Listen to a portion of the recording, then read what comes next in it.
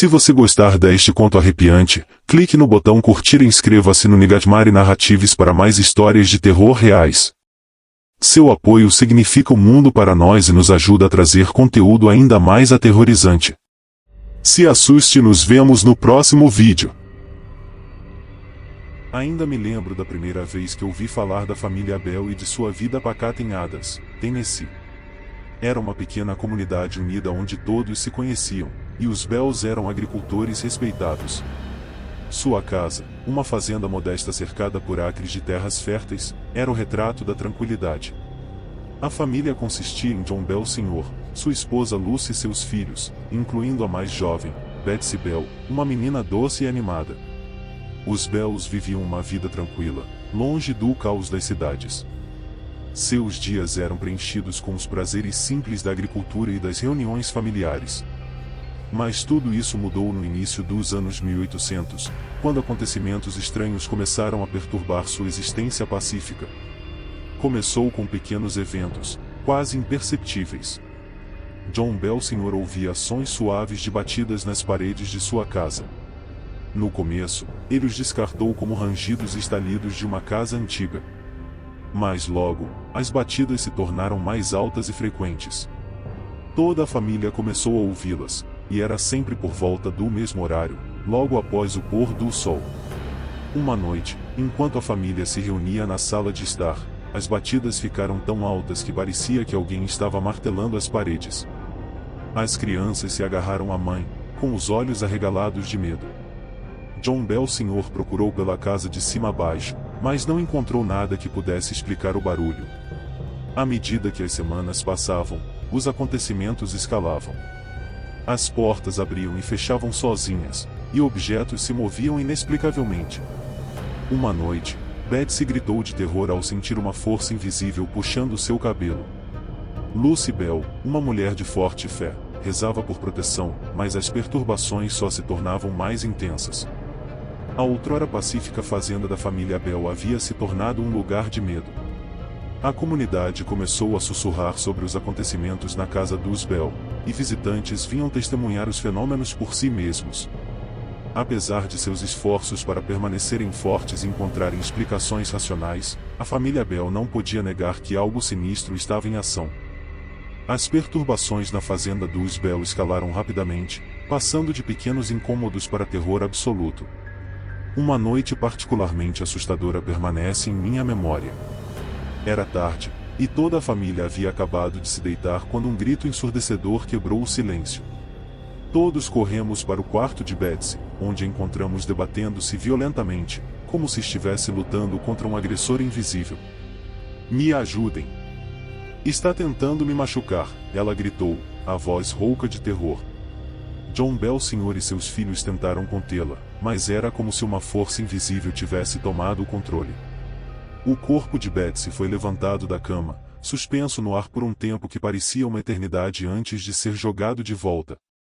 Seu rosto estava pálido, e lágrimas escorriam por suas bochechas. Foi naquela noite que soubemos que aquilo não era uma assombração comum. A entidade, seja lá o que fosse, tinha um interesse particular em Betsy. Ela a atacava incessantemente, puxando seu cabelo, beliscando-a e deixando hematomas por todo o corpo. Lucy Bell, sempre a pilar de força, redobrou seus esforços em oração, na esperança de proteger sua filha de mais danos. Mas os ataques ficaram mais ousados. Toda a casa parecia estar sob cerco. Objetos voavam pelos cômodos, quebrando contra as paredes. As portas se fechavam com tanta força que as molduras rachavam. À noite, o ar era denso com o som de passos, como se uma multidão de pessoas invisíveis estivesse marchando pelos corredores. A pior parte era a voz. Um rosnado profundo e gutural que reverberava pela casa, um bando de nós, ameaçando-nos.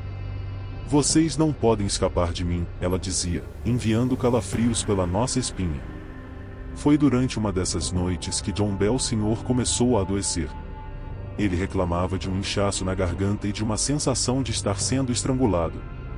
Nenhum médico conseguia encontrar uma causa, mas todos sabíamos que era obra da entidade. A comunidade, anticética, começou a prestar atenção. Vizinhos ofereceram ajuda, mas nada parecia funcionar. A família Bell estava presa em um pesadelo, sem fim à vista. Toda noite, nos preparávamos para mais um ataque, sem saber que horrores a noite traria.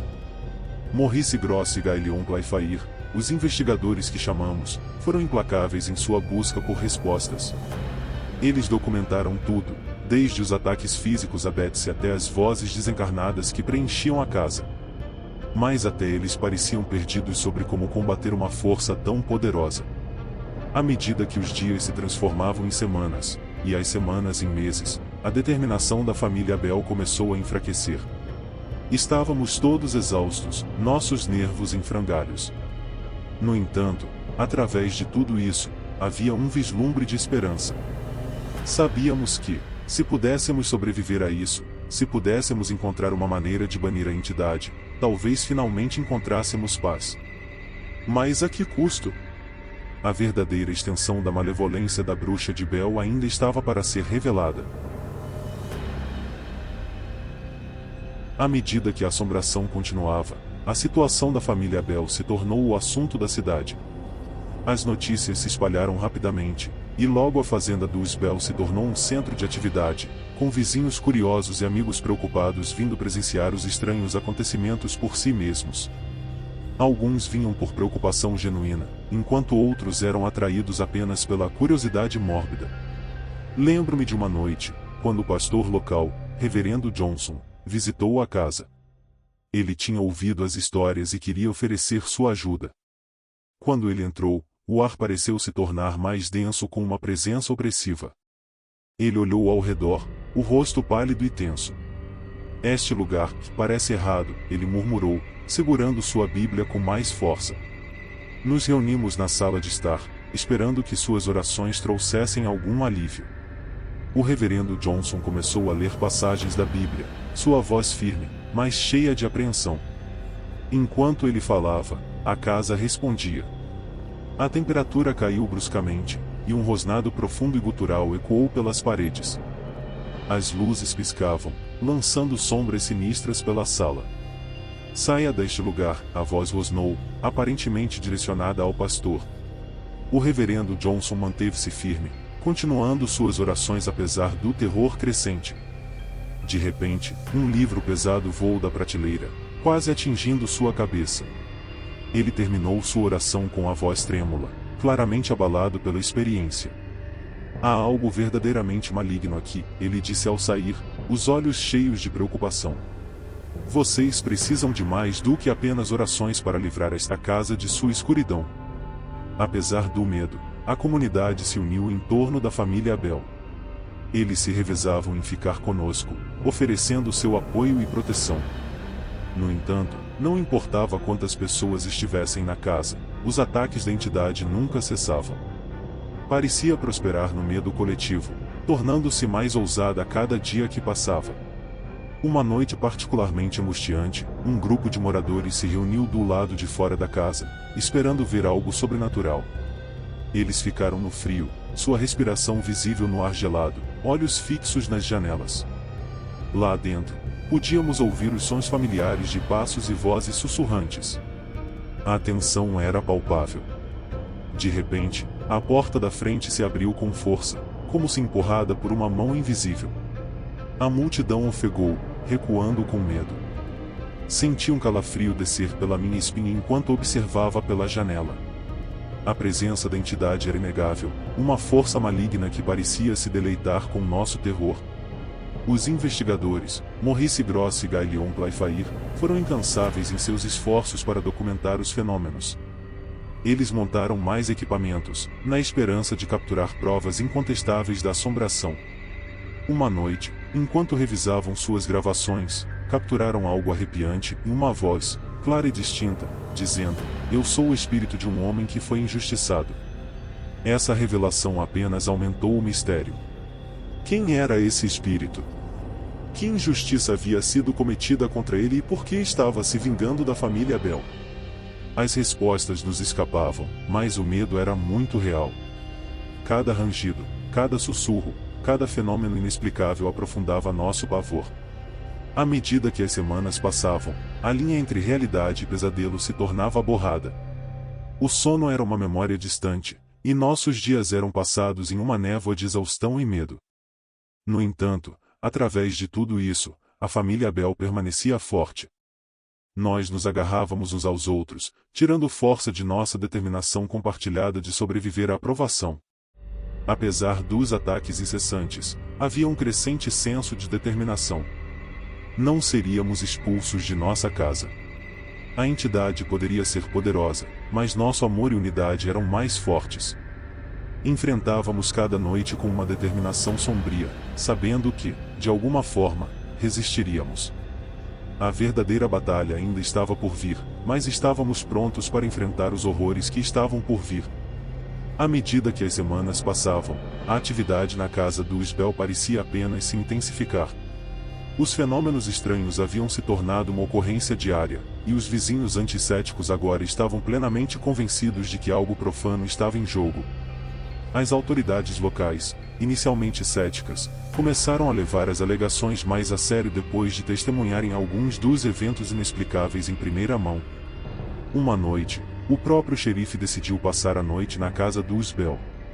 Ele chegou com uma expressão severa, sua postura uma mistura de ceticismo e determinação. "Preciso ver isso por mim mesmo", ele afirmou, colocando seu chapéu na mesa da cozinha. A tensão na sala era palpável enquanto ele percorria a casa, inspecionando cada canto. Nos reunimos na sala de estar, tentando manter um senso de normalidade apesar do medo sempre presente. O xerife sentou-se conosco, seus olhos se movendo rapidamente, alerta para qualquer sinal do sobrenatural. À medida que a noite avançava, a casa ficou inquietantemente silenciosa. Por um breve momento, parecia que a presença havia recuado. Então, sem aviso, uma série de estrondos altos ecoou pela casa. O xerife saltou de pé, sua mão instintivamente alcançando a arma. Os estrondos ficaram mais altos, mais insistentes, e as paredes pareciam vibrar com cada impacto. "Mostre-se", o xerife gritou, sua voz firme mas cheia de medo. De repente, uma cadeira voou pela sala, quase acertando sua cabeça. A voz gutural retornou, cheia de malícia. "Você não pode me parar", rosnou. O rosto do xerife empalideceu, e ele deu um passo para trás, claramente abalado pelo encontro. Ele passou o resto da noite patrulhando a casa, determinado a nos proteger apesar das probabilidades avassaladoras. À medida que a madrugada se aproximava, a atividade diminuiu, deixando a casa em um silêncio assustador. O xerife foi embora, seu ceticismo destruído. "Há algo verdadeiramente maligno aqui", ele admitiu baixinho. "Nunca vi nada assim." A notícia se espalhou, e logo mais investigadores e curiosos chegaram. Entre eles estavam renomados especialistas paranormais e jornalistas ansiosos para documentar os eventos. Maurice Gross e Gaelion Playfair, que haviam coletado diligentemente as evidências, acolheram o escrutínio adicional, esperando que mais olhos pudessem lançar luz sobre o mistério. Uma noite, uma jornalista famosa de um jornal nacional se juntou a nós. Ela havia ouvido as histórias e queria testemunhar os fenômenos por si mesma. Com seu bloco de notas na mão, ela entrevistou cada um de nós, detalhando nossas experiências e emoções. Seu ceticismo era evidente, mas à medida que a noite avançava, a casa fez sua presença conhecida. A jornalista estava gravando uma entrevista com Peg quando o ar ficou frio. As luzes piscaram, e um rosnado baixo e ameaçador preencheu a sala. O rosto de Peg ficou pálido, e ela juntou as mãos, tentando manter a calma. "Você está ouvindo isso?", ela sussurrou, sua voz trêmula. A jornalista assentiu, os olhos arregalados de choque. Isso é real", ela murmurou, escrevendo furiosamente em seu bloco de notas. Enquanto escrevia, a voz gutural falou novamente, dirigindo-se a ela diretamente. "Você não pode contar minha história", sibilou. A caneta da jornalista caiu de sua mão, e ela olhou ao redor, o medo estampado em seu rosto. A presença parecia se alimentar do medo dela, ficando mais ousada. Objetos na sala começaram a se mover, e as paredes rangiam de maneira sinistra. A jornalista, agora uma crente, recuou lentamente, sua expressão uma de horror crescente. Isso é além de qualquer coisa que eu poderia ter imaginado, ela confessou mais tarde. O mundo precisa saber sobre isso. A constante chegada de visitantes cobrou seu preço na família Abel. Cada novo encontro parecia nos esgotar ainda mais, o escrutínio implacável adicionando ao nosso estresse. No entanto, havia um senso de determinação sombria. Precisávamos que o mundo visse, entendesse o terror que havia invadido nossa casa. Quanto mais pessoas soubessem, maior a chance de que alguém, em algum lugar, pudesse ter a chave para acabar com nosso pesadelo. A noite do confronto final foi como nenhuma outra. O ar estava carregado de tensão e medo enquanto nos reuníamos na sala de estar. Morris e Guy haviam decidido que esta seria a nossa última tentativa de livrar a casa da entidade maligna. Eles acreditavam que um exorcismo poderoso poderia ser nossa única esperança. A família se agrupou, uma mistura de medo e determinação em seus olhos. A sala estava mal iluminada por algumas velas tremeluzentes. Os investigadores haviam montado seu equipamento, e a atmosfera estava carregada de antecipação. Morris começou a recitar orações e encantamentos, sua voz firme e resoluta. A temperatura na sala caiu dramaticamente, e podíamos ver nossa respiração no ar frio. À medida que o exorcismo continuava, a casa respondia violentamente. Objetos voavam pela sala, esmagando-se contra as paredes. A voz gutural encheu o ar, mais alta e mais irritada do que nunca. Você não pode me banir, rugiu. Esta é minha casa. Janete, que estava no centro da assombração, de repente começou a convulsionar e levitar. Seus olhos reviraram, e ela falou com aquela mesma voz profunda. Todos vocês vão sofrer, ameaçou. Peggy correu para o lado de sua filha, lágrimas escorrendo pelo rosto. Deixe-a em paz, ela gritou. Leve-me no lugar dela. A entidade parecia considerar suas palavras. Janete caiu no chão, inconsciente mas viva. A voz mudou sua atenção para Peggy, zombando dela, tentando quebrar seu espírito. Mas Peggy permaneceu firme, seu amor por seus filhos lhe dando força. A intensidade do exorcismo atingiu seu pico. As paredes tremiam, e o chão vibrava sob nossos pés. Morris e Guy continuavam suas orações, suas vozes se elevando acima do caos. Eu senti uma mistura estranha de medo e esperança, como se estivéssemos à beira de algo monumental. Então, houve um momento de silêncio. A entidade soltou um último grito agonizante antes que a sala fosse mergulhada em uma calma assustadora. A presença opressiva que enchia a casa parecia se levantar, e a temperatura começou a subir. Todos nós ficamos lá, atordoados e exaustos. Morris e Guy verificaram Janete, que lentamente recuperava a consciência. Seus olhos estavam cheios de lágrimas, mas ela parecia ser ela mesma novamente. Peggy abraçou com força, alívio e amor irradiando dela. Os investigadores revisaram suas gravações e declararam que o exorcismo havia sido bem sucedido. A entidade, ao que parecia, havia sido expulsa, pelo menos por enquanto. A casa, antes um lugar de terror, parecia estranhamente pacífica. Nos dias que se seguiram, a família Hodgson começou a se curar. O medo e o trauma persistentes levariam tempo para desaparecer, mas havia um novo senso de esperança. Eles começaram a reconstruir suas vidas, encontrando momentos de alegria e normalidade que lhes haviam sido roubados. Eu os visitava frequentemente, oferecendo apoio e amizade. O vínculo que formamos através do sofrimento compartilhado era forte. Falávamos cada vez menos sobre a entidade, focando em vez disso no futuro e na possibilidade de verdadeira paz. Ao refletir sobre aqueles meses angustiantes, fico impressionado com a resiliência e a coragem da família Hodgson. Eles enfrentaram um terror inimaginável, mas emergiram mais fortes, unidos por seu amor um pelo outro. A casa de Enfield, com sua história sombria, foi um lugar de sofrimento, mas também um testemunho do poder do espírito humano e da luta inabalável contra a escuridão.